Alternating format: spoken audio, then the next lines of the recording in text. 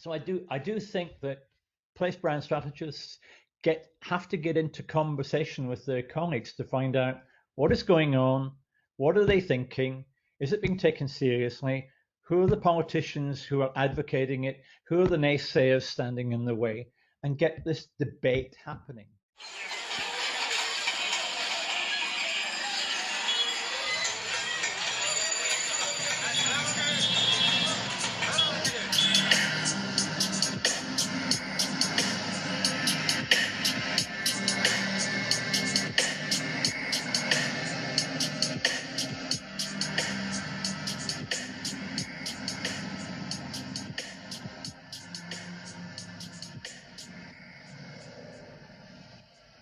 Welcome to the Adapting Places podcast. This will be part 2 of my conversation with Malcolm Allen from Bloom Consulting around the climate emergency and place branding. We talk about leadership that can be displayed by those that have already switched on to how the climate emergency should be a part of place branding strategies. But also, we discuss a book that we pre-read before our discussion called The Madhouse Effect by Michael Mann and Tom Tolles, which covers the stages of climate change denial. And we talk about how the different levels and different arguments of denialism can be actually attacked by those that want to change minds for the better. So I think that's kind of around the end of the conversation. But at the beginning, there is also a discussion about green rankings for place brands and how that might work. So I hope you enjoyed the conversation as much as I did. Let's start with, I guess it'll be natural to ask. Obviously, you do rankings, and then if there is going to be a way of evaluating, even if it's not just in pure monetary terms, the kind of the green actions of places. Do you foresee a green index? And then if you can talk about the pitfalls in that, thinking about exaggeration and potential, if you're going to be doing, if your company is going to be doing the ranking, how would you ensure that that's kind of a reliable resource so it's not a part of the greenwashing agenda? How can it Right. help raise the awareness for the need of transformation then, rather than just be like, oh, we're green, great, compared to the worst ones, we're all right.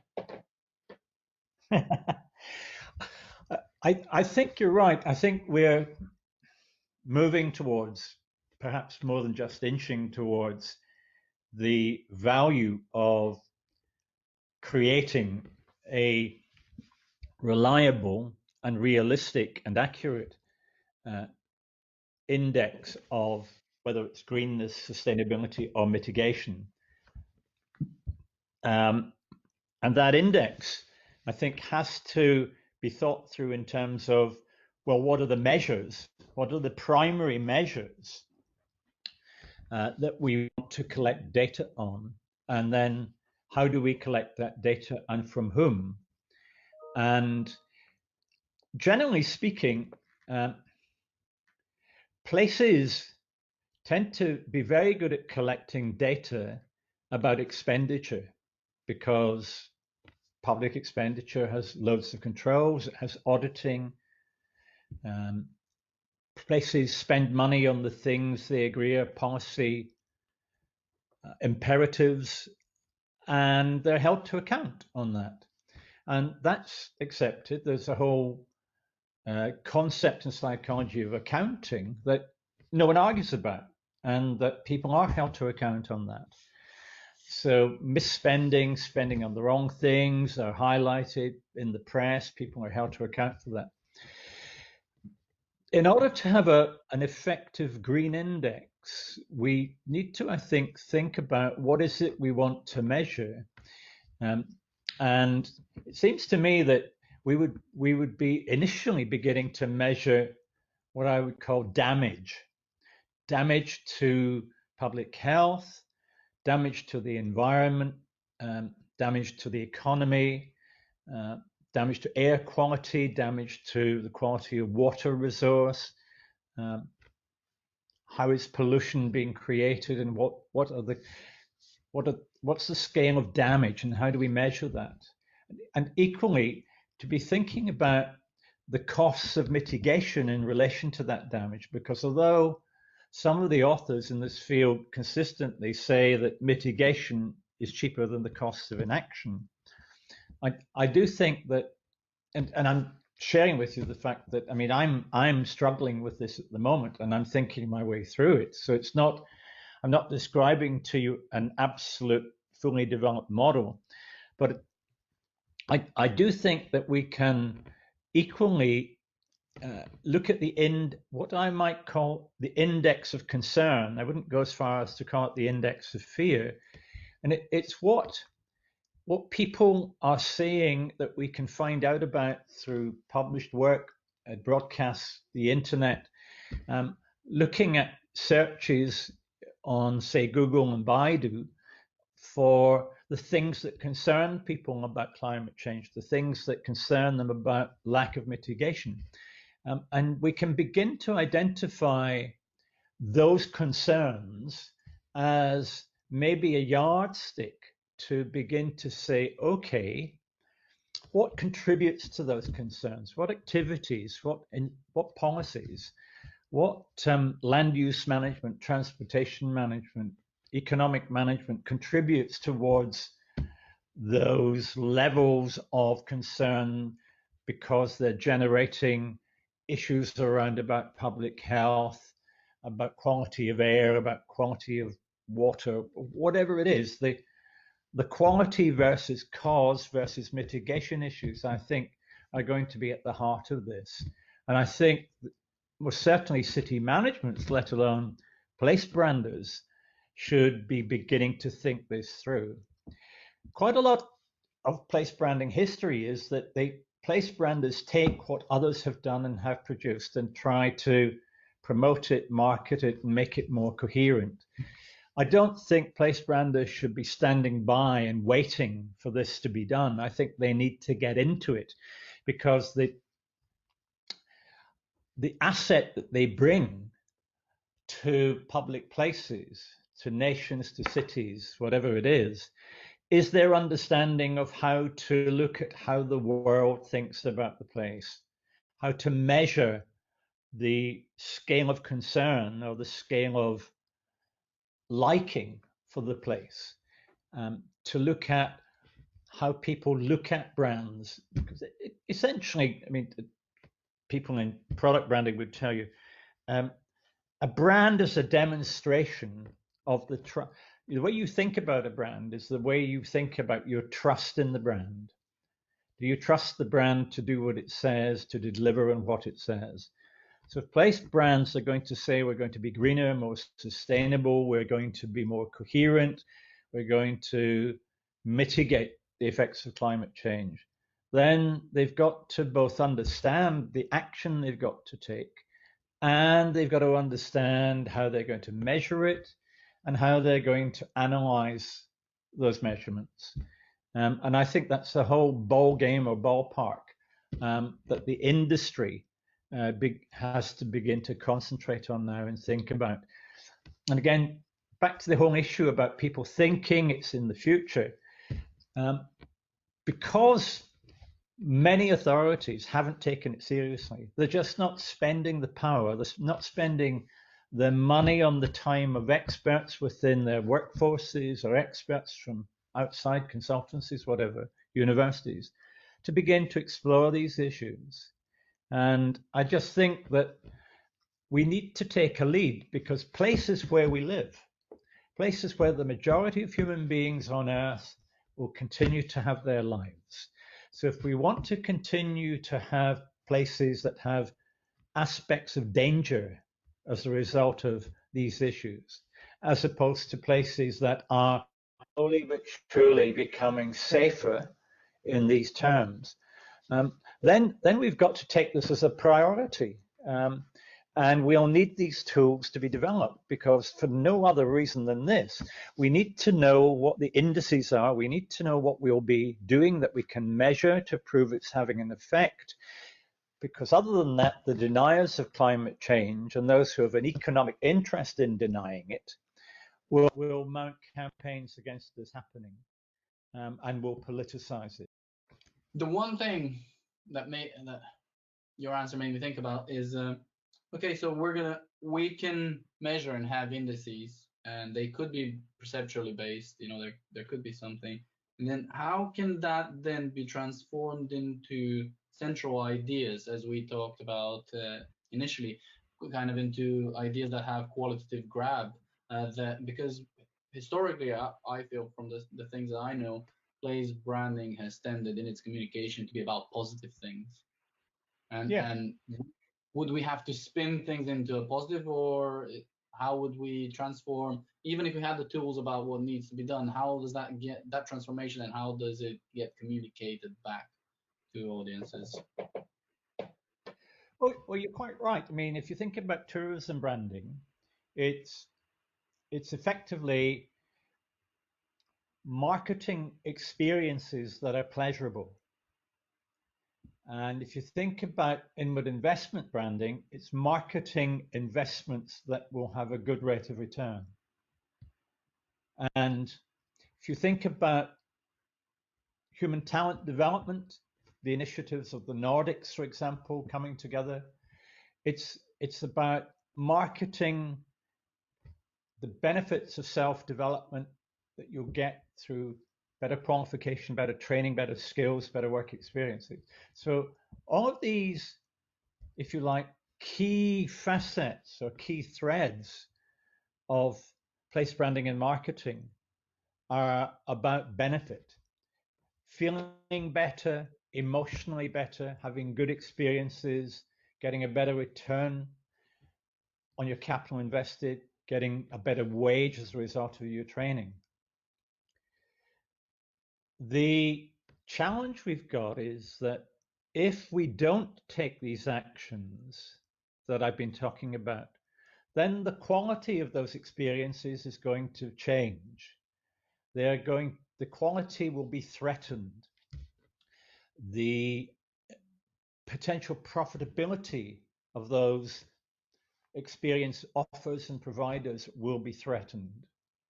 But because all the projections about significant increases in damage are at least 10 years or more away, those who are responsible for promoting place, ultimately the politicians who are elected to better manage or to do good by the place, have got pressing current economic issues to deal with. And I think what's happening, and will persist in happening unless there's a sea change in attitudes, is that it will not get the level of attention and seriousness it deserves until it gets much worse, by which point in time the costs of inaction will be significantly greater than the costs of mitigation. Uh,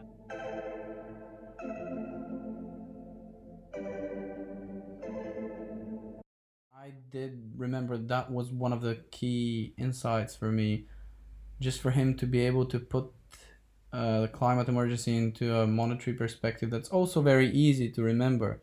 I think this quote, the cost of inaction will be significantly higher than the cost of mitigation, is something that I took away and I will keep as a mantra to anybody that wants to make an economic argument against acting on the climate emergency when it comes to place brand strategies. And I'll also put this quote back at the end of the podcast just to double down, because I think it really summarizes quite well the position of Malcolm. Obviously, it doesn't reduce the whole talk, this quote, but it's a really good quote.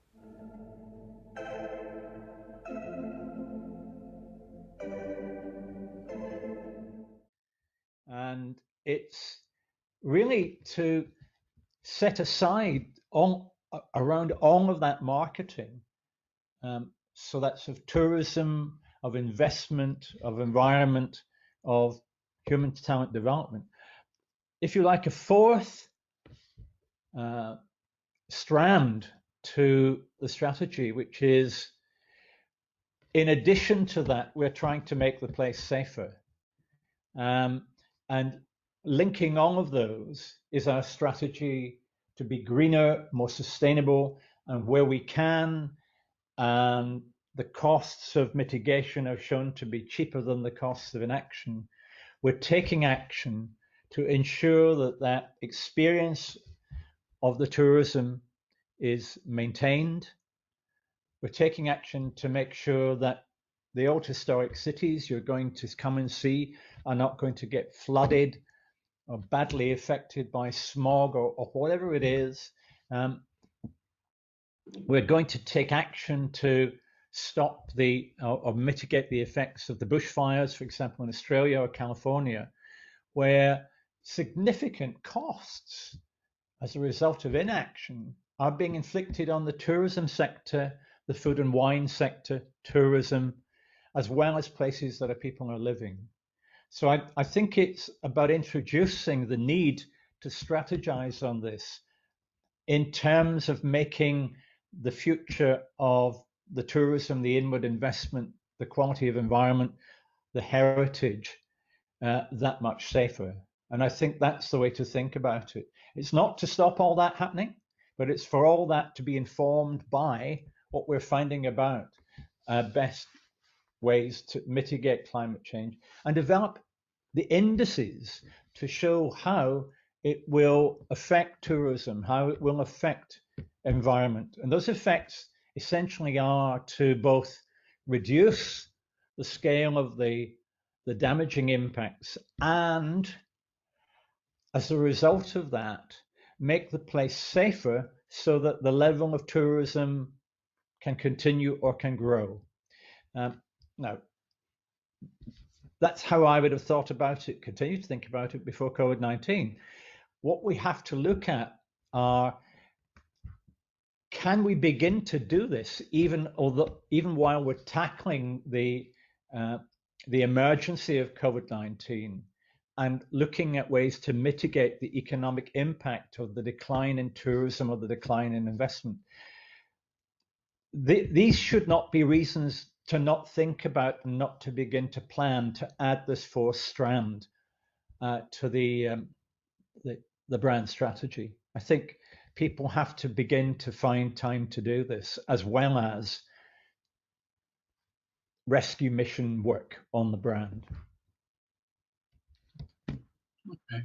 Yeah, definitely makes sense if you start thinking about it from the perspective of accountability and safety in the future. I think that can be good. But that would kind of thinking about the earlier discussion around a place brand helping public sector, private sector, community groups get together. Where do you think most of this would fall as a responsibility? Well, the public sector, certainly in this country and in many westernized countries, has a duty by law to plan, to create clean air, to guarantee clean water, to guarantee the quality of housing in terms of building standards, to guarantee public health, to guarantee education systems. It has a function given by law and then current practice and professional ability to do all of that. By comparison, I know of no country where there is legislation requiring the government or the city council to do place branding and place brand strategy. And that's quite important because the responsibilities are going to fall to all of the other core functions of government to get their heads around. They're going to have to spend money on this, and they're going to have to create policies that encourage private investors, developers of housing or buildings, smart buildings, the providers of public infrastructure, the managers of airports, etc. So the public sector policymakers, the public sector infrastructure providers, the service providers, and the private contractors, the private investors that create the environment, they're all going to have to take part. They're all going to have to spend money on this. Consumers, I think, will want to know that that action is being taken, that they are buying products that are sustainable, that they are buying housing that isn't going to get flooded, they are buying housing that is going to be green, that will cost them less to live in. But I think the substantive action is going to have to take place in the public sector. That makes sense. And then I guess as a final thing, let me just check what I had in my questions I wanted to ask. Oh yeah, I guess we did mention the example of Bristol as a city in the UK. Do you think there is any other examples globally of places at any scale that might be doing things in a generally good direction worth mentioning? Yeah, the one that stands out in my mind, and I have to admit that I've worked for this country, is Costa Rica. The world mainly knows Costa Rica as a very green place. It's a place of sustainable tourism. It's a place that has built on that and looked at sustainability in its many regards and is looking at being a completely stable, sustainable ecosphere, if you like, a complete economy that is actually understanding the impact of climate change, understanding what it needs to do to preserve its resources, understanding the whole issue of green production of energy, understanding how you build buildings to minimize waste, to minimize their use of energy, to maximize their use of wind and solar power, towns, cities on coasts, looking at issues of wave energy. It's a government that's really grasped it by the nettle, and it's a people through working with the media, through working with civic and community society, as well as major companies, that has come together to recognize that this is the way the country will survive. This is the way the country will have a future, and the cities are involved in this. And if the world's looking for a country and an approach to public-private sector partnership that is actually beginning to tackle these issues, then Costa Rica is the place to go and look at and a place to go and visit. Okay, that makes sense. And then just something to take away as a, so I've definitely taken away that, I think the thinking about these problems of accountancy and public safety that are duties by law, it's something I haven't thought about before, so I'll take this with me. But is there any kind of simple next steps or rules of thumb that you recommend for somebody that wants to engage in this discussion internally or with partners, as maybe they haven't even been able to voice this, as a playground manager? Where do you start from? Okay. I think the first thing to find out about is, in very practical terms, given that most place branders are in a public body or agency or arm's length agency, whatever, they're subject to public control. Find out what other departments, other service providers are doing about climate mitigation. Find out what their views on moving to a more green and sustainable economy are. And on the basis of that, perhaps being the champions of the debate inside the organization. Basically saying, come on, guys, the public, the hundreds of millions of them around the world, are far better informed about this than we ever thought we would ever be. These books are being read, debates are being had, and they are going to begin to ask us tough searching questions about how we are planning to ensure our places are more sustainable, whether it's through green technology, climate change mitigation, whatever they are, we are going to have to deal with this. And it's all very well, my bit, promoting the city as a heritage, a culture, a place to study, a place to visit, a tourism destination, a cultural destination, a place to come, live, work, and play.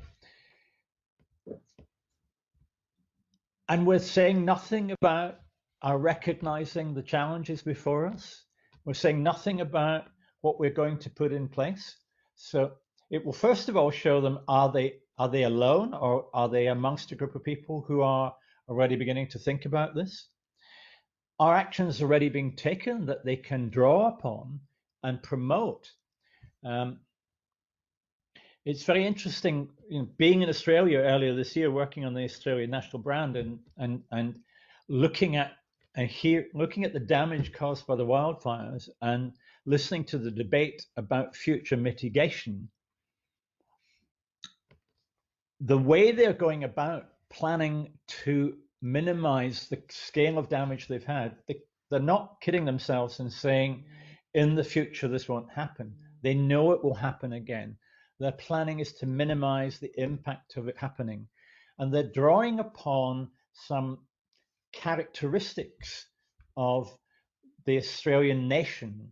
It's not a place brand, it's a nation brand that's being developed. And they're drawing upon their ability to deal with crises of this nature.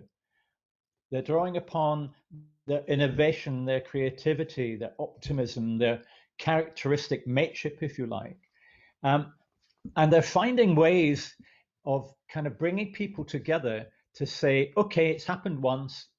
It's not that it won't happen again, but we've really got to deal with this, because the tourism industry has been significantly affected by this.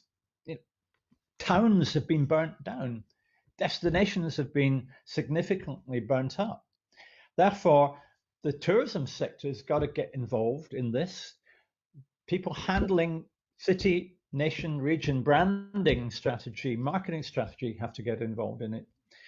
Now, how it will pan out, I don't know. It's in embryo stages at the moment, but good work is being done. It's a good example to draw upon.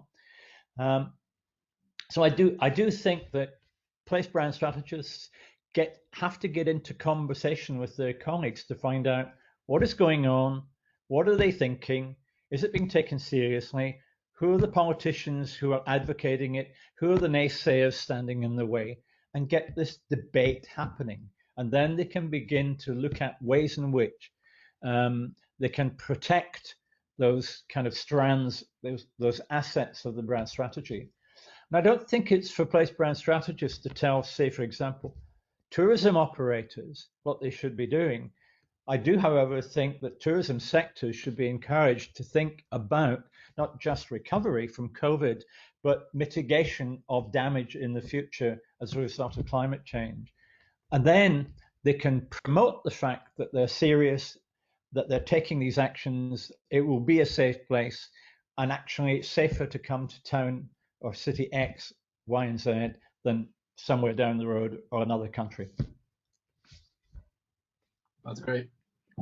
And I guess just as a wrapping thing, because I did mention, Warren, that I'm not going to give that much air to the climate denialism, but you did mention the naysayer, so we'll discuss after we discuss this whether we keep it in the main podcast. But you're mentioning it so as a practical thing to identify naysayers, but do you think it's going to be useful for people to know the 7 stages of the forms of arguments that might be used against climate change? I found that quite practical from the Madhouse, what was it called? The Madhouse Effect book by Michael Mann and Tom Tolles. So it's like, if you encounter someone in your organization using any of the, like, the globe isn't warming, globe is warming, but it's not, it's natural, or it's caused by humans, but it's minimal, or it's like they can say it will be good for us, it's going to get warmer, or someone might say it's too expensive to do anything about it, or there's going to be a simple technological fix. Like, that's like a mapping of the naysayers. would that be a helpful thing to even think about as someone that's going to have to do something to solve it rather than address the trolls and the naysayers? Well, I think my own thinking has been influenced by reading the book and understanding that there are those 7 levels and 7 different ways in which naysayers try and dispute climate change and the need for action. I think the important thing is for people who are marketing, promoting the brand offer of places to understand that if they are including in that offer the action that's being taken to mitigate climate change, then they need to understand those kinds of techniques, those kind of disruptive behaviors that they're going to have to deal with in trying to get this through the system, through public accountability, through public budgeting processes. They, chief officers, permanent secretaries of departments and civil servants, ministers, politicians, local government leaders, need to understand that they are going to have to become expert in countering those kind of arguments. And back to a point I mentioned at the beginning of the interview, it's about getting the data that helps you to substantiate the position you're taking. It equally helps you to call into question the arguments used by the naysayers. Equally, you need to have the indices we've talked about. We need to understand what the data is telling us about the scale of damage to environment. We need to understand the scale of benefit from making the investments, which are either to reduce the problem or to take some effect, some mitigating effect that improves quality. The two go hand in hand. And so therefore, for me, to simplify it as a final point is get into the debate, understand who your allies are, know what your place is already doing, know what mitigating effects you're likely to have to take, know what action is going to cost, identify the reductions in problem and the increase in benefits, and rest your case. Case rested. Very good conversation, and as promised, I will put Malcolm's quote here again, just so that we can focus on the cost that the climate emergency will have if we don't act. The costs of inaction will be significantly greater than the costs of mitigation.